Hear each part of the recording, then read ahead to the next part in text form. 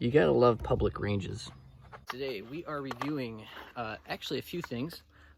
First, we're going to be reviewing these ProMags for the SKS, which I have modified. If you haven't seen my last video about how to modify them, you can see there's no duckbill. This isn't an AK mag. This is a PromMag SKS mag.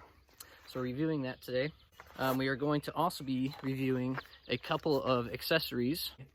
The SKSMagAdapter.com's G3/1 front duckbill block, and also Spectre Ballitics International AK style SKS mag release. So those are the three things that we are reviewing today. Throughout the day, I'll be just talking about how I feel about these. We'll be doing some drills downrange. Hopefully no one else shows up. This is the ammo that I'm using, some Wolf 122 hollow points. So the first test I'm going to do is just basic 10 rounds in each mag and just see how they function. I did have to take a second take on this because I didn't film the first take, so you're seeing the second take and I had kind of the same things happen. So second time I'm doing all 4 mags. I did have an issue with one of these mags, but the other three were pretty good. So again, 10 rounds, not looking for accuracy or anything.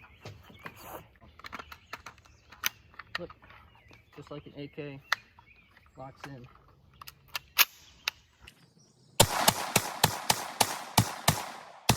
And just to show you guys, you can't do the AK smack. So you have to manually unload it and then load in a new mag.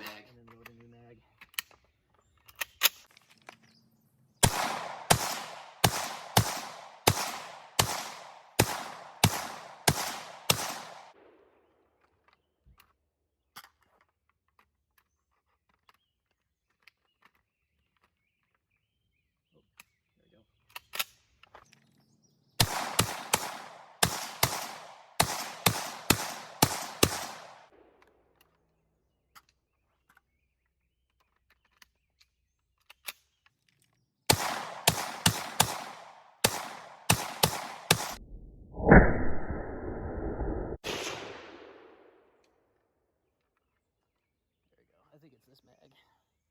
Anyway, as you can see right here, it's having a failure of some type. My guess is the bullet type, and that this feeding ramp is not really a ramp, it's more just a block.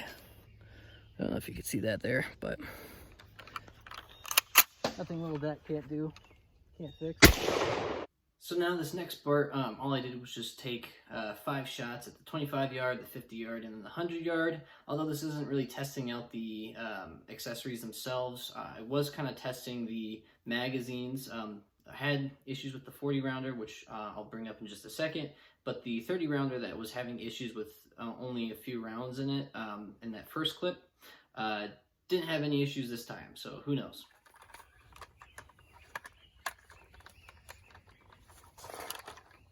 Come on.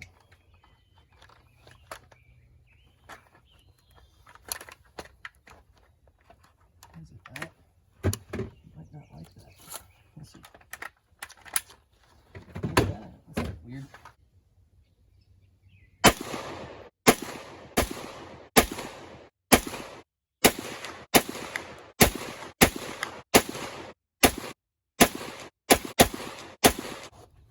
Cool, let's go see the results. I did shoot more than 5. I knew it. So there's the groups. I don't know which one I threw out then. So here we have the grouping here. That was probably me throwing it a little left.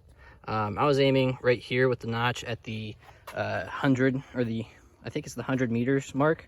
So it's weird that's shooting low. I thought it would have shot high, but oh well. So now groupings left. That's probably about 8 inches right there. So not the best grouping, but also I don't practice long range enough because I don't have time to drive all the way out here. But if you can see, it might be shooting a little left. I don't have my sight adjuster today, so that's my fault for not bringing it. But yeah, we could see what it's doing. And the magazine that I was using was the one that was having issues. It seems to not be having issues. However, I did notice something with the 40 rounder that I tried to put in. I don't know if you saw that at the beginning. Yeah, so that's kind of weird. The 30 round mag, when stuffed almost full, that had the issues originally with only 10 rounds in it, worked fine when shooting the accuracy tests, which I'm not an accurate shooter at all, and I need to practice more. But besides that point, it was weird that that functioned fine, but then the 40 rounder that was full didn't seem to want to seat into the gun properly. I don't know if that was just me fudding the gun, or that was the paddle, AK paddle adapter, if that was the issue, or if it was the mag itself. My guess is that the bullets were interfering with the AK paddle selector, so that's probably what was going on. And it was a little hard to see in the video because I had the camera to my back, but the 40 rounder, it was kind of like jamming in and wouldn't seat all the way, but the 30 rounder went in fine and shot fine. So that's the observation I made. So one mod that I want to make is a drop-free mod. So with the SKS, I'll show you. When you throw a mag in, you can't pull it out because of these feeding lips on the bolt, or the feeding lips on the mag are interrupting the, or are getting interrupted by the bolt itself. And you'll see in the diagram right here and a little video. So we're just gonna run a couple drills. I have to Iraqi reload, so I pulled the bolt back. I can't smack it as I demonstrated earlier, so this is kind of awkward to do. And then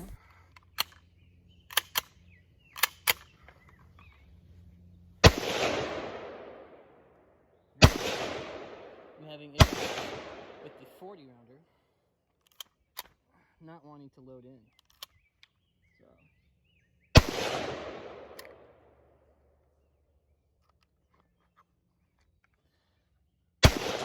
See that right there? So I originally wanted to think that this was just the SKS with the non-existent feed ramp and also the combination of me using hollow points. And that was my initial thought throughout this entire thing. I didn't think it was the mags because the mags are feeding just fine. However, I wasn't using my head.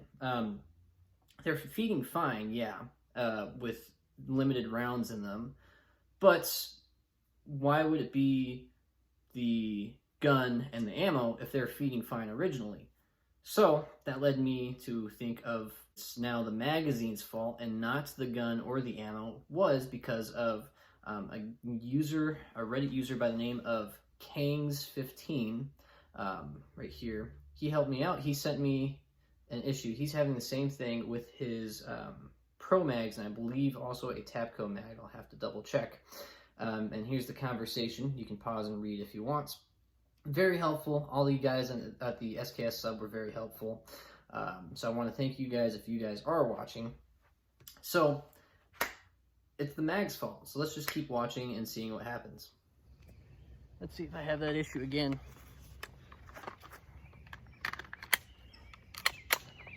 I do, yeah.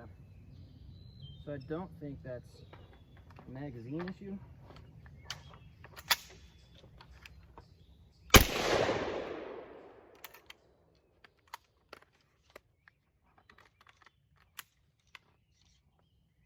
feel like it's gonna do it again. Let's see. I'll let you guys watch too.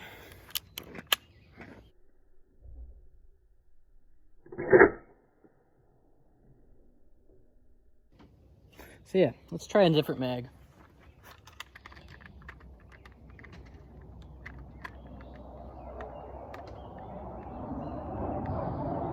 It's a F16. Huh. Must be a training area. Anyways, mind the jet noise. See, that one worked. So that might be a magazine.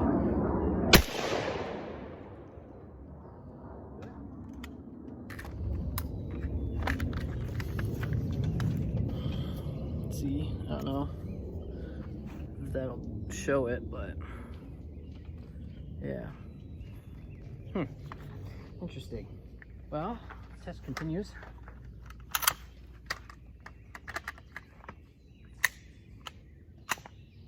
We'll do the same thing. Now it didn't. I think I see what's happening, but let me theorize on that.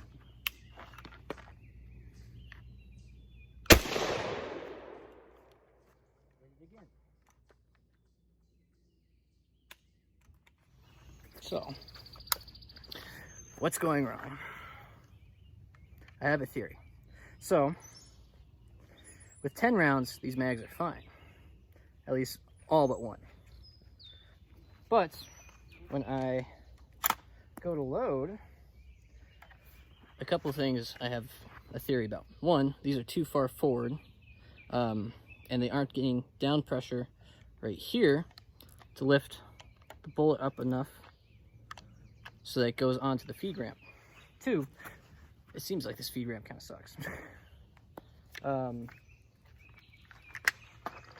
Or three, the mags suck. So I don't have my Tapco mag modified to do this, but I guess I'll have to try that out next time. Let's see, I'll push it all the way back. So now we know it's all the way back and seated. We'll see if that actually works. It looks right, but it's not feeding. And now it is. Yeah, it looks like there's not enough down pressure at the back side of the magazine to push the casing just a little bit up so that it can feed into that ramp. Because that ramp really isn't a ramp, like I said. It's kind of just a wall.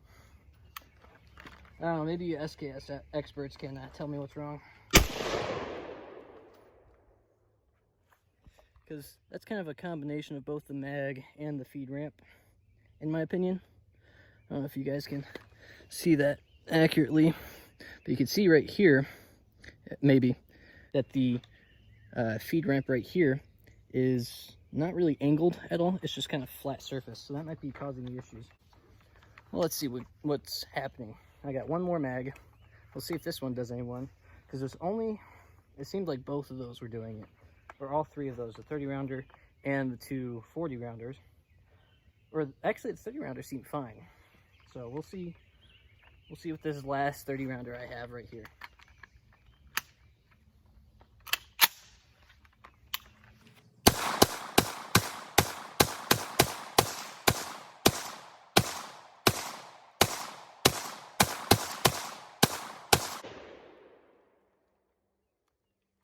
I think it might be the 40 rounders.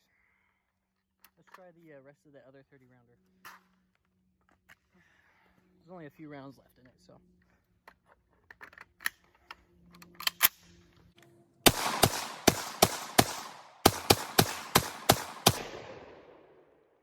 But it did happen. See right there. See if this fixes it. It does.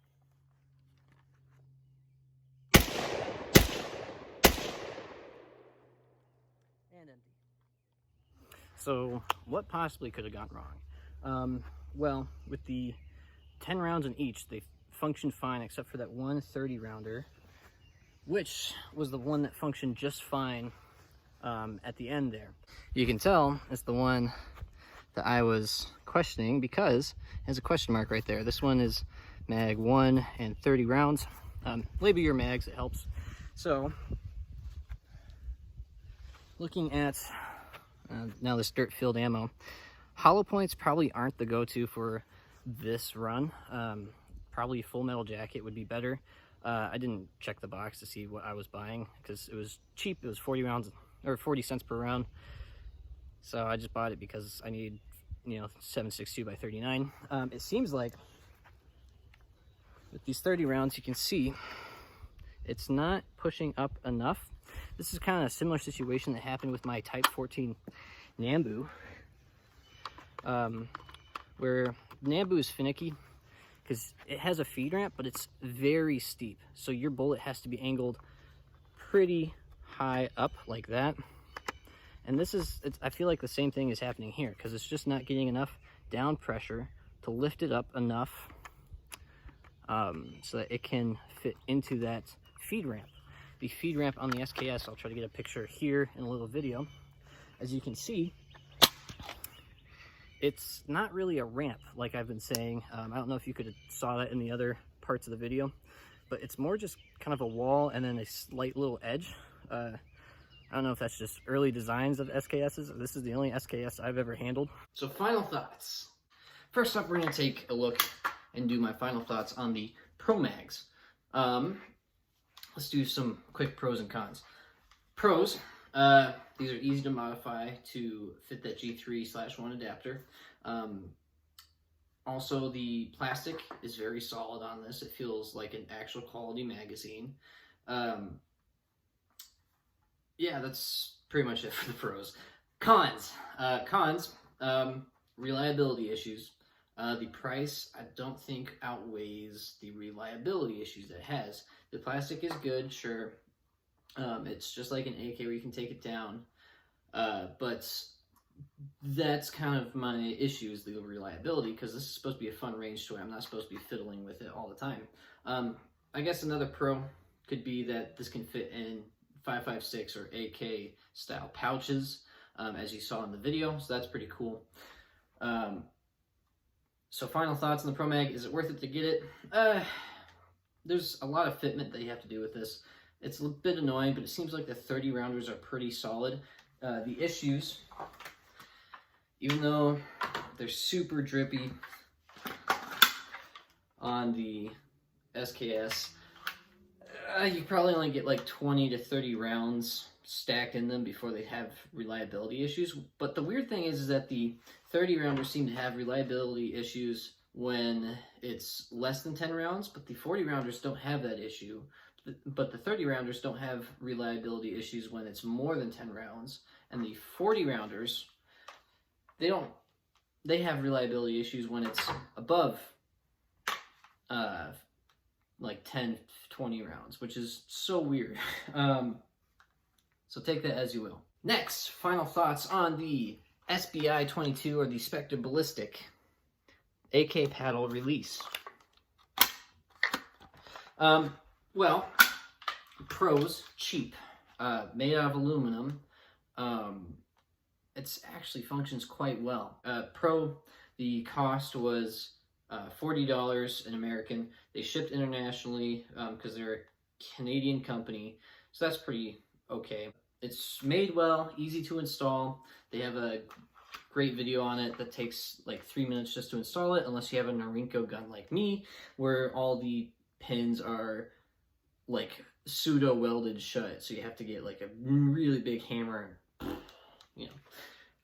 Besides the installation being a pain for me because I have a Norinco, you probably won't have the issues. I didn't have to do any fitment with this at all either, which is great because I hate doing fitment with metal because it's annoying to work with. Cons, it took about 3 weeks to get to me. That's because it's international. The websites on the for SBI 22.com was really hard to navigate, especially trying to buy as a foreigner outside of Canada. It's easy. The Canadian website version is so easy to navigate, but the American international one is weird. I wish they were kind of like MagWedge, where they would just combine all the addresses in the same website. I don't know why they do that. No clue, but yeah, that's the con. Another con, this is kind of nitpicking, but you deserve the nitpicking because I nitpick so that you know what you're going to get into when you get these things. You can't, I want to do that, but I can't. But they have a video somehow of how they do it. I don't know how they're doing it because I can't. Maybe it's just too stiff still. That's about it. The other thing that I've noticed too, when, remember I only have 200 rounds through these things. It's a little bit short. The paddle's a little bit short. I wish it was extended down a little bit longer, a couple more millimeters. I also wish it was a little bit more, instead of backwards like this, I wish it was a little bit more straight down. Maybe make it a little bit easier to grab the magazine out. Other than that, those are the cons and the pros for the Spectre Ballistics International AK style SKS paddle release. That's literally the name. So final thoughts on the SKS Mag Adapters .com's G3/1 adapter block. So pros, 1, easy to install. 2, non-invasive. The cool thing about this being plastic is that you can file this and sand it down super fine to match your stock, whether it's wood or Tapco plastic stock, so it can fit your gun perfectly to your gun, which is awesome. You probably will have to have some fitment, which is, depending on the person, a con. I didn't have an issue because I'm not a little baby. This comes in 2 parts. It clamps on via duckbill lug right here, and then it has a second part right here that screws in like that and clamps onto the receiver. It's pretty easy install. I didn't even need the instructions to figure out how to do it. So if you struggle with that, that's kind of on you. But it does come with instructions, and there's instructions online on how to do it. So that's pretty cool. Besides those, plastic is great quality. It also locks up very tight, as you've probably seen. So I'd say it locks up as tight as an AK, which is great.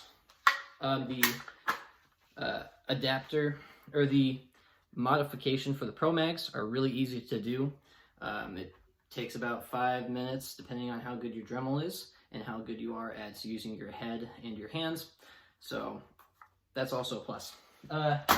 Downsides, cons for the G3/1. One, it's really expensive for kind of what it is. However, I get it because it's a niche product. The cost is $100 USD plus shipping and tax. I think I paid like $130 after everything. But it is a niche product, so I get why. And it's a great, honestly, I'd say it's a great quality product. Kind of nitpicking, I do wish it was aluminum, but if it was aluminum, then it would be harder to fit it to your stock. So I get why. Cons also, for you Canucks or any international people who have an SKS who want to do this conversion, I'm sorry, but he only ships in the US, so be aware of that. Find an American friend to help you ship it somewhere else. I don't know if that's illegal or not, so don't take my advice if it is illegal. All in all, the 2 accessories here are actually really good. I recommend getting them if you want to run this kind of setup, if you want to run a mag on hand. One more thing I do want to mention, because I forgot to mention it in the cons for the SBI AK powder release. I wish, you know how like pistols have flared mag wells, or you can buy them so that it's easier to insert the magazine. Well, I wish it had also a flared port right here and kind of on the edges, so it's a little bit quicker to install the magazine. As you can see, sometimes I fumble with the magazine. That time I didn't. That could just be a training thing, but like sometimes you might, instead of putting it straight like this, you might do it a little bit crooked, and then it kind of catches, and then you're kind of like fiddling with it. So that would be cool. That'd probably cost an extra $50 to do because it's so niche, and just a lot of engineering and design would have to go into that. But that's just nitpicking. Again, I'm nitpicking so you guys know what you're getting into. Anyways, if you enjoyed this video, please leave a like, comment down below what you want to see next. Next video will probably be either a what went wrong video, which will be me explaining different scenarios of what went wrong, or training of what went wrong when I did a pistol course a couple weekends ago, or it will be a review of the Mag Wedge Gen 3 Picatinny rail that connects to the pin in the back and replaces the front sight block, puts a pick on top, but doesn't cover the stripper clip port until right here, so that you can still use stripper clips if you want to use stripper clips.